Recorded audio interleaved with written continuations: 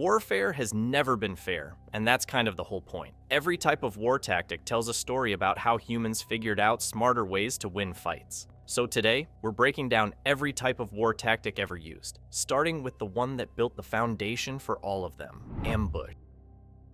Hiding and hitting first sounds too simple to be called a tactic, but that's exactly why it's been the backbone of military thinking since before written history. Sun Tzu wrote about it around 500 BC, arguing that all warfare is fundamentally based on deception. Ambush is deception made physical, and the proof is devastating. In 9 AD, Germanic tribes lured 3 entire Roman legions into Teutoburg Forest and slaughtered an estimated 15,000 to 20,000 soldiers. Rome never recovered in that region. Modern weapons haven't changed anything either. During Vietnam, ambushes accounted for roughly 60% of US casualties in certain regions. But hiding and attacking is one thing. What happens when you can't get in at all? Siege.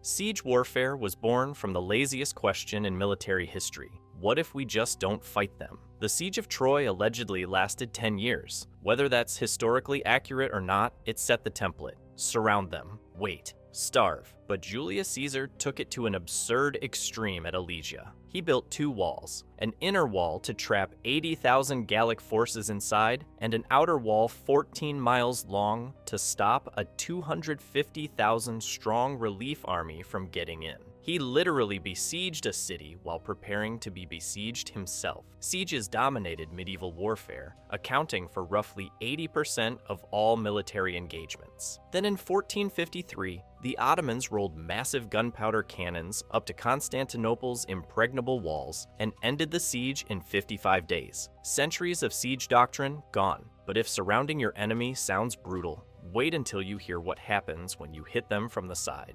Flanking. Flanking is one of the oldest tricks in warfare, and it still works because humans are predictable. You push forward, you forget what's beside you. The Battle of Marathon in 490 BC is the perfect example. Athenian commanders deliberately thinned their own center, which sounds suicidal, but those flanks were stacked with their strongest, heaviest troops. The Persians punched through the weak center and thought they were winning. They were walking into a trap. The reinforced flanks crushed inward from both sides and enveloped them completely. Napoleon used flanking in over 40 campaigns. It was basically his default setting. Pin the enemy from the front, sweep around the side, done. But here's where it gets funny. During World War I, both sides tried to flank each other simultaneously. Every attempt was countered, then countered again, until there was literally no flank left. The result? Over 400 miles of static trench lines. 2 armies tried so hard to outflank each other that they accidentally invented trench warfare. But if flanking is about tricking your enemy into moving where you want them, the next tactic takes that idea and cranks it to 11. Feigned retreat. Ordering your troops to charge forward is easy. Ordering them to run away on purpose? That requires a level of command authority most generals never achieve. Because here's the thing, if even one soldier actually panics, the fake retreat becomes a real one, and your army disintegrates. Hannibal understood this at Cannae in 216 BC. He placed his weakest troops in the center and told them to slowly give ground. The Romans pushed forward, thinking they were winning. They weren't. They were walking into a pocket formed by Hannibal's stronger flanking forces. The Battle of Hastings in 1066 turned on the same trick. Norman cavalry pulled back. Saxon soldiers broke their shield wall to chase them, and the Normans turned around. Battle over, but the Mongols took this to another level entirely. Genghis Khan's forces used feigned retreats in roughly 80% of their major engagements. It wasn't a clever trick, it was their entire system. And enemies who knew it was coming still fell for it, because stopping a pursuing army mid-charge requires a discipline most forces simply didn't have. And speaking of trapping armies from multiple directions at once, pincer movement. Cannae is probably the most studied battle in all of military history, and for good reason. In 216 BC, Hannibal took 50,000 troops and completely destroyed a Roman army of 80,000. An estimated 50,000 to 70,000 Romans killed in a single day. Here's how he did it. Hannibal placed his weakest troops in the center on purpose. He knew Roman doctrine was to smash through the middle, so the Romans pushed forward, thinking they were winning, and marched directly into encirclement. The breakthrough breakthrough was the trap, and this wasn't just an ancient trick. Operation Bagration in 1944 scaled the pincer to industrial warfare. Soviet forces advanced from north and south simultaneously across a 450-mile front, encircling German Army Group Center in one of the largest military encirclements in history. But if you think surrounding your enemy is brutal, wait until you hear what happens when you destroy everything instead. Scorched Earth. Most war tactics target soldiers. This one targets everything else. Sherman's March to the Sea in 1864 wasn't about killing Confederate troops. It was about making the entire civilian population feel like the war was already lost. His forces carved a 60-mile wide path through Georgia, destroying roughly 20% of the state's productive capacity and 40% of its livestock. Factories, crops, railroads, gone. But Sherman wasn't the first. Genghis Khan leveled over 40 cities across Central Asia. The Mongol conquests contributed to an estimated 5 to 11% drop in the global population. And it works defensively too. When Germany invaded in 1941, Soviet forces destroyed their own infrastructure across 1.5 million square kilometers. Railroads, bridges, grain stores. If the Wehrmacht wanted resources, they'd find ashes. The philosophy is simple. You don't need to beat the army if the society behind it has nothing left to fight for. But sometimes, the society fights back in ways you don't expect. Guerrilla warfare. Every tactic on this list assumes two armies actually want to fight each other. Guerrilla warfare throws that entire concept in the trash. Mao Zedong codified it in 1937, and the core idea is simple. If you're weaker, never fight on the enemy's terms. Don't hold territory, don't form lines, don't even show up. Instead, attack supply lines, destroy morale, and disappear. Here's the thing that breaks people's brains. A bigger army actually becomes a disadvantage. More troops means more supply lines to protect, more resources consumed, more soldiers searching for an enemy that refuses to stand still. The Viet Cong were outnumbered roughly 5-1 and inflicted 58,000 US casualties over 2 decades. Insurgent forces using guerrilla tactics win about 25 to 30% of their conflicts, and those wars last 7 to 10 years longer than conventional ones. Guerrilla warfare's real weapon isn't violence, it's time. But if guerrilla warfare refuses to hold ground, the next tactic is what happens when nobody can take it. Trench warfare.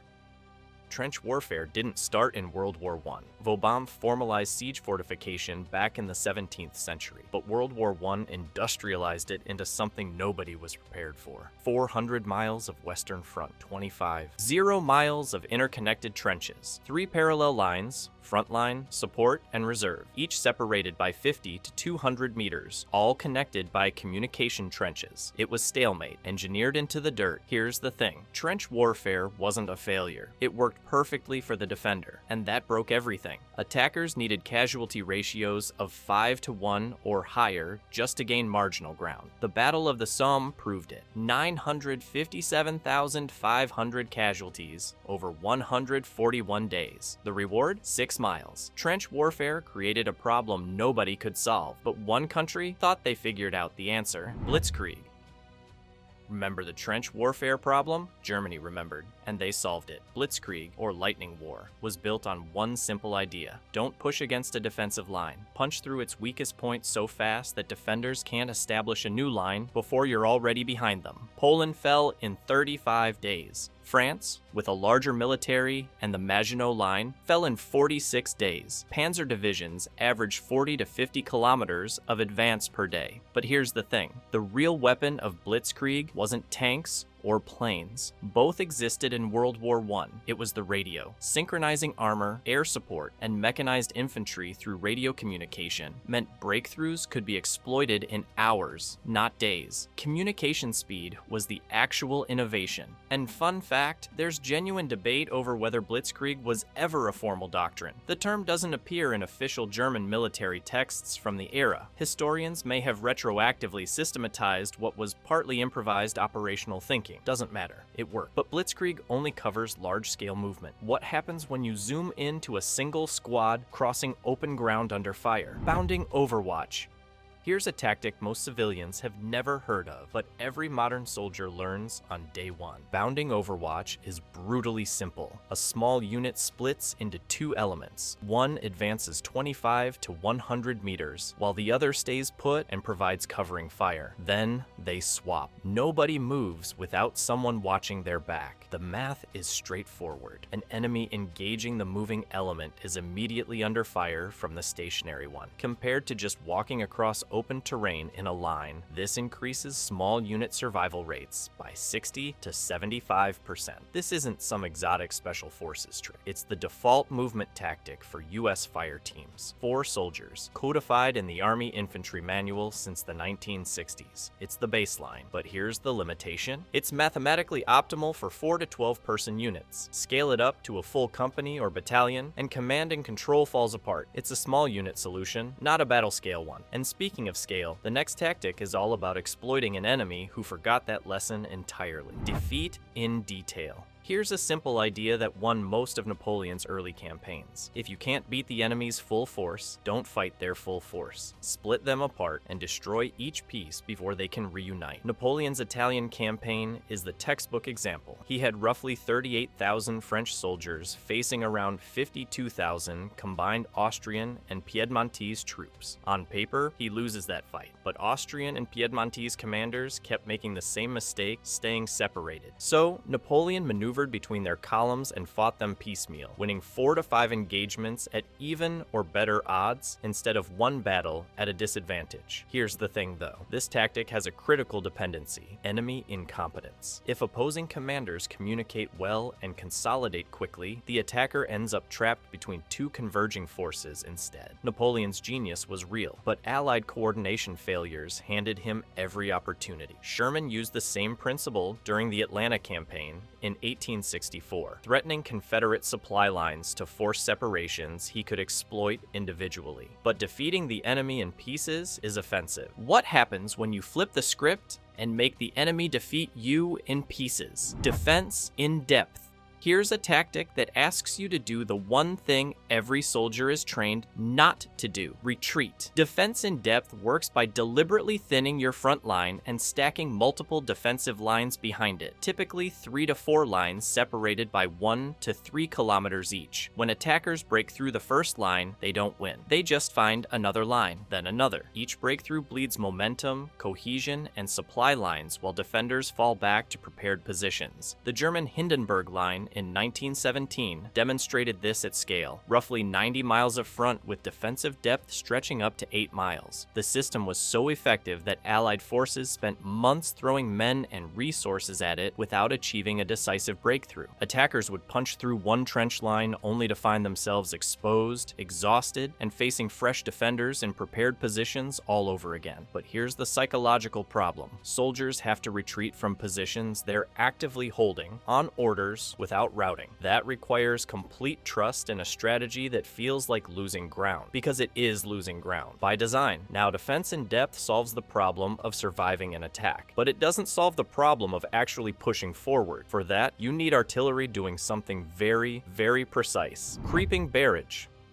This tactic is less of a military idea and more of an engineering problem. The concept is simple. Artillery fire moves forward at a precisely timed rate, roughly 50 to 100 meters per minute, and infantry advances directly behind it. You're essentially walking behind a moving wall of explosions that suppresses every enemy position right before you reach it. British forces refined this at the Somme in 1916 and perfected it at Messines in 1917, where more than 2,200 artillery pieces fired approximately 3.5 million shells in a single week of preliminary bombardment. When properly coordinated, breakthrough success rates jumped from 5 to 10% up to 25 to 40%. But here's the terrifying part. Success required precisely synchronized watches across thousands of soldiers and artillery crews spread across miles of front. One miscoordinated timepiece walks the barrage directly into your own infantry. Friendly fire incidents occurred in 5 to 10% of operations. Your greatest weapon could become your greatest threat with a single minute of drift. And if you think coordinating thousands of soldiers behind a wall of explosions sounds chaotic, wait until coordination disappears entirely. Swarming Most military tactics have a brain, a general, a command post, someone calling the shots. Swarming doesn't, and that's exactly why it works. The concept was formally theorized as modern doctrine in the 1990s, but the core idea is deceptively simple. Multiple, small, autonomous units attack from every direction simultaneously. No coordinated linear advance. No central command structure pulling strings. Each unit operates independently, which means there's no head to cut off. You eliminate leadership? Doesn't matter. The attack continues. Mogadishu in 1993 showed exactly what this looks like in practice. Somali forces hit US troops from multiple angles at once, creating a nightmare scenario where responding to any single threat exposed you to 3 others. Roughly 60 to 70% of successful asymmetric insurgent operations use swarm-like tactics. The numbers don't lie. Here's where it gets interesting though. The Mongols and Scythians were doing this centuries before anyone gave it a name. Distributed raiding from multiple vectors with independent units. Swarming might be less a modern invention and more a modern label slapped on something ancient armies figured out intuitively. But if swarming removes the brain from an attack, the next tactic weaponizes something far more precise. Sniper trap. Here's a tactic that weaponizes your own training against you. A sniper fires from a concealed position. Your instinct, your training, everything you've ever learned tells you to locate and suppress that sniper. So you move to do exactly that, and you walk directly into a kill zone lined with machine guns. That's the sniper trap. The sniper isn't the threat, the sniper is the bait. Soviet forces deployed this relentlessly during Stalingrad. Snipers would fire from positions deliberately placed adjacent to concealed machine gun emplacements, counting on German troops to do exactly what they were trained to do. Locate the shooter, push toward the position, and get shredded by overlapping fields of fire they never saw coming. Vietnamese forces ran the same playbook against US troops. Roughly 15 to 25% of American sniper casualties came from enemy sniper traps, not direct sniper duels. Some people call this just an ambush with extra steps. And sure, the bones are similar, but the mechanic is distinct. A standard ambush exploits ignorance. A sniper trap exploits competence. It specifically targets the correct tactical response and makes it the wrong move. That's a different kind of sinister. But if sniper traps punish you for responding correctly, the next tactic rewards you for retreating correctly. Center peel.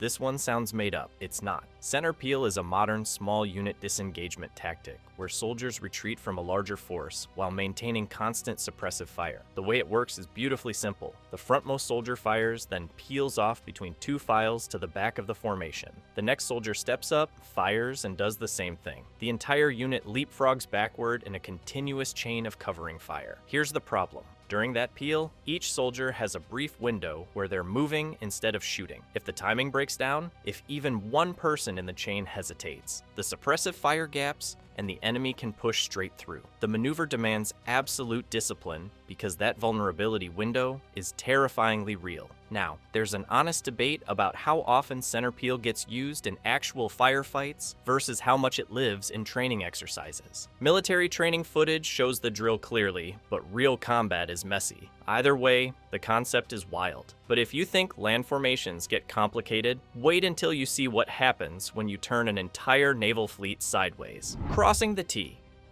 This is the only purely naval tactic on the list, and it's devastatingly simple. You maneuver your fleet perpendicular to the enemy's line of travel, forming a T shape. Your entire broadside faces them. They can only fire their forward bow guns. You get full firepower. They get a fraction of theirs. The Battle of Trafalgar in 1805 is the defining example. Admiral Nelson's fleet destroyed or captured 22 of 33 French-Spanish ships, while losing 0 of 27 British vessels. That's a 300 to 400% increase in effective firepower on the enemy's exposed ships. But here's the cost nobody mentions. To achieve the crossing, Nelson's ships had to sail directly into enemy cannon fire during the approach. His flagship, HMS Victory, took 57 casualties out of roughly 850 crew before the engagement even fully turned. You have to absorb the beating to earn the position, and when you fail to cross the T, the results are catastrophic. At the Battle of Tsushima in 1905, Russian Admiral Rozhestvensky couldn't achieve the crossing.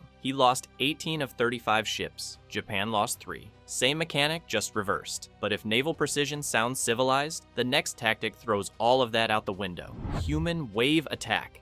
This one is exactly what it sounds like. And that's what makes it so hard to talk about. Mass infantry, hundreds to tens of thousands of troops advancing in waves across open ground toward defended positions. The logic is brutally simple. Sheer numbers will overwhelm defensive fire even at catastrophic cost. You just need enough people that the math still works after absorbing the losses. And the losses are staggering. The German Spring Offensive of 1918 deployed approximately 1 million troops in waves. Casualty rates exceeded 30 to 40% in successful breakthroughs. In failed attacks, 60 to 80%. That's not a tactic. That's arithmetic with human lives. Here's the thing that makes this uncomfortable. It wasn't always stupidity. Soviet forces increasingly abandoned human wave tactics as World War II progressed because training and firepower improved. The tactic was chosen because of manpower surplus, equipment shortages, and time pressure. That's more disturbing than incompetence. Commanders knew the cost and chose it anyway because the alternative was worse. Every tactic in this video treats soldiers as a resource. This one just doesn't pretend otherwise. If you enjoyed this video and want to see more, click the video on the screen now.